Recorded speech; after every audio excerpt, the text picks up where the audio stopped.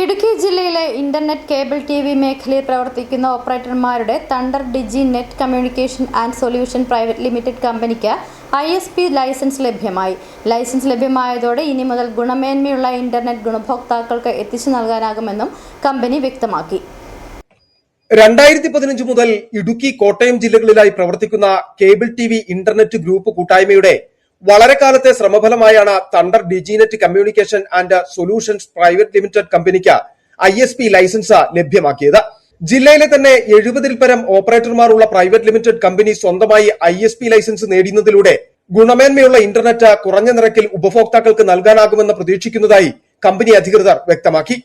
കഴിഞ്ഞ ദിവസം എറണാകുളത്ത് DOT ഓഫീസിൽ വെച്ച് നടന്ന ചടങ്ങിൽ additional DGT Benny Chinnappan, DDG technology Thomas Varghese, DG rural Rameshwar Dariwal, director technology Tulasi Rajasekharan, ADET technology സ്റ്റാൾവാർഡ് ഷൈൻ എന്നിവരുടെ സാന്നിധ്യത്തിൽ MD സിബി സെബാസ്റ്റ്യൻ സർട്ടിഫിക്കറ്റ് ഏറ്റുവാങ്ങി.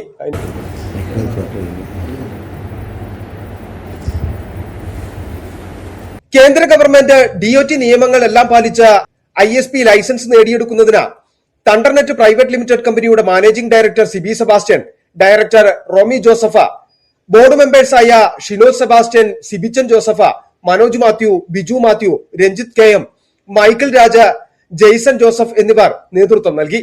കമ്പനി ബോർഡ് മെമ്പറായ മൈക്കിൾ രാജിന്റെ നേതൃത്വത്തിലാണ് ISP ലൈസൻസ് പ്രവർത്തനങ്ങൾ ക്രോഡീകരിച്ചത്.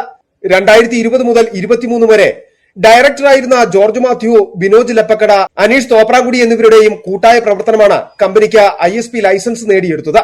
സംസ്ഥാനത്ത് വിവിധ മേഖലകളിലെ ഓപ്പറേറ്റർമാരെ കണ്ടെത്തി നേരിട്ട് ഇന്റർനെറ്റ് വിതരണം തുടങ്ങുവാനാണ് കമ്പനിയുടെ തീരുമാനം. News desk, city vision.